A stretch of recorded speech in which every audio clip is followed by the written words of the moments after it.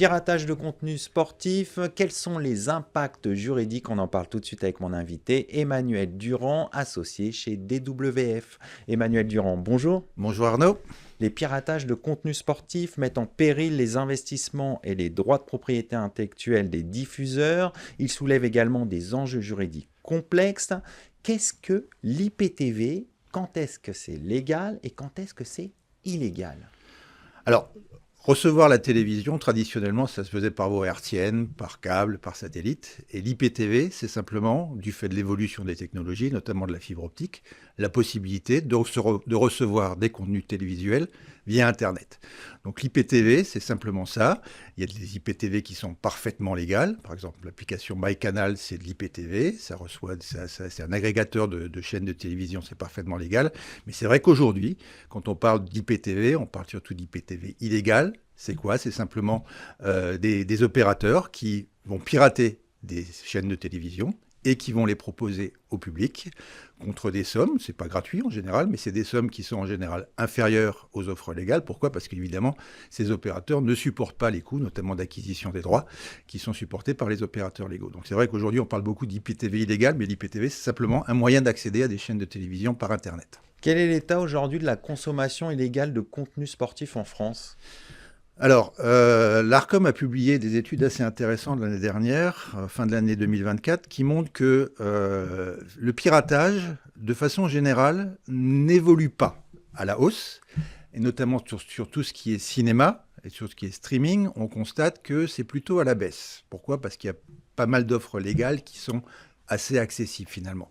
Par contre, ce qu'on constate, et ça c'est notamment le cas en matière de football, à la suite de l'attribution des droits à DAZN, c'est qu'en matière de contenu sportif, il y a une vraie évolution à la hausse.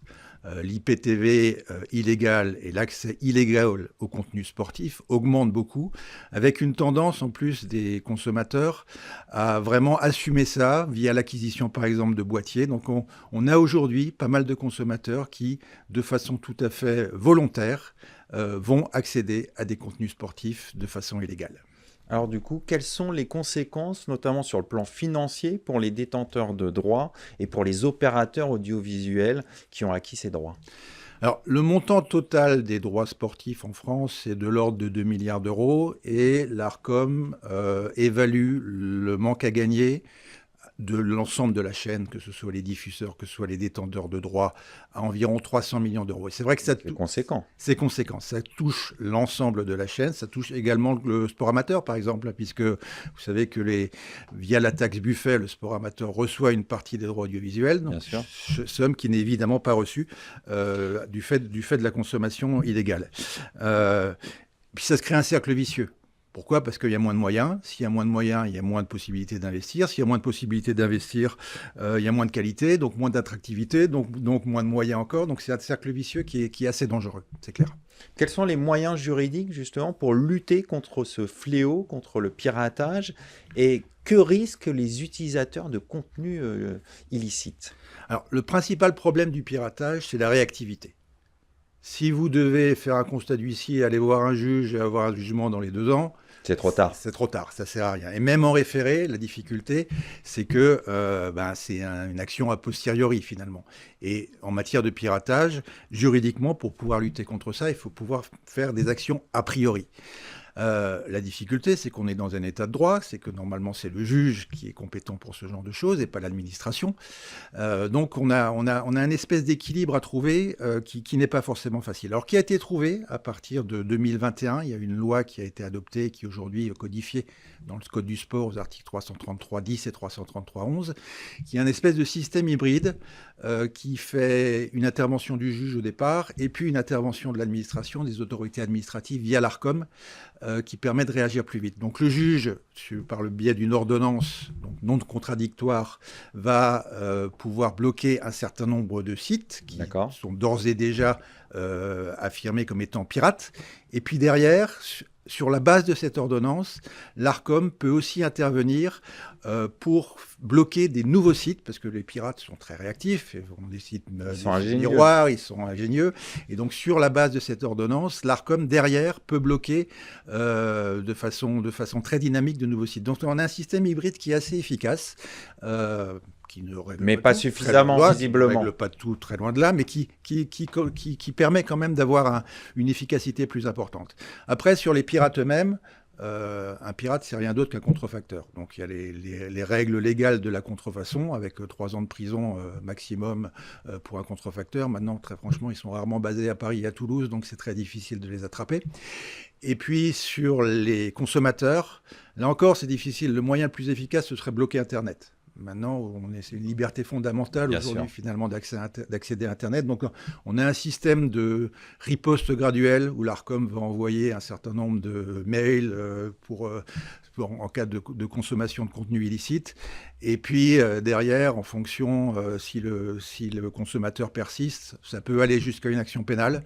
Alors, en 2024, il y a eu 232 actions pénales qui ont abouti à une sanction avec un maximum de 1 500 € d'amende. D'accord. Donc il y a un rapport bénéfice-risque qui est fait par le consommateur et on voit bien de quel côté la balance peut pencher de ce côté-là. Donc en définitive, les moyens, ils apparaissent pas suffisants?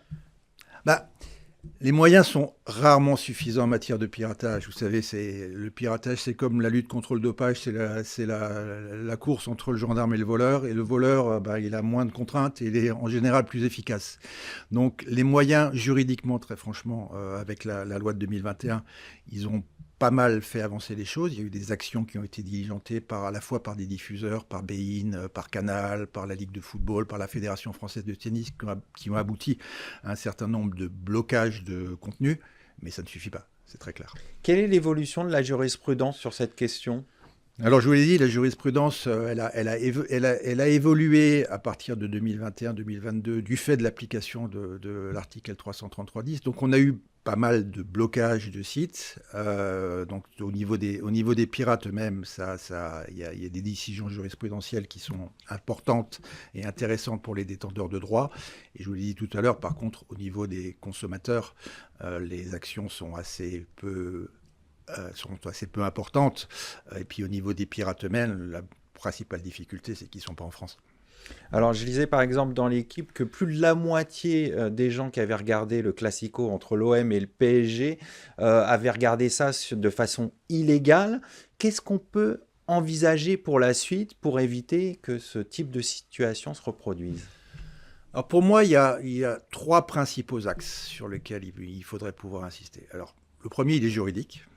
Je pense qu'on peut encore aller un petit peu plus loin en matière juridique, et notamment pour pouvoir bloquer les contenus plus vite encore. Bloquer les contenus plus vite, la difficulté, c'est que s'il y a une part d'arbitraire, hein, vous savez, c'est toujours la même difficulté. Bloquer vite, c'est l'administration qui peut le faire, et il faut quand même avoir des garde-fous. Maintenant, pour pouvoir aussi arriver à un meilleur contrôle du piratage, je pense qu'il y a un axe qui est important, qui est la coopération internationale. Ça, c'est important. D'avoir des lois au niveau français, c'est une bonne chose. Pouvoir les appliquer au niveau international et pouvoir avoir une meilleure coopération entre les différents pays, ça permettrait aussi d'aller plus loin en matière de lutte contre le piratage. Mais tout ça, ça prend du temps. Ça prend du temps. Le deuxième aspect, il est technique. Même si les pirates sont très inventifs, techniquement, je pense qu'il y a un aspect qui est important, qui est aussi de mieux mettre les fournisseurs de VPN dans la cause. Les fournisseurs de VPN, le VPN, c'est une sécurisation d'Internet. Maintenant, c'est aussi un chiffre d'affaires, et ils le savent bien, qui est largement lié à ce genre de pratique. Et donc, ils sont réticents potentiellement à le faire, mais si on arrive à mieux mettre les fournisseurs de VPN dans ce genre de lutte contre ce type de pratique, je pense que ça fonctionnera mieux. Et le troisième, pour finir? Le troisième, il est économique. Je veux juste citer une déclaration du président de l'Arcom qui vient dire que quand il y a une offre à un prix équilibré et raisonnable pour le consommateur, le piratage disparaît. Et ça, c'est un point important. Lorsqu'on arrivera à proposer en matière de sport des offres économiquement plus accessible, on fera un très très grand pas dans la lutte contre le piratage. Ça veut dire qu'il y a une réforme assez importante à faire dans l'ensemble de la structure de vente des droits audiovisuels. On va conclure là-dessus. Merci Emmanuel Durand. Je rappelle que vous êtes associé au sein du cabinet DWF. Merci Arnaud. Tout de suite, l'émission continue. On va parler des 10 ans du CPF et on va envisager les perspectives.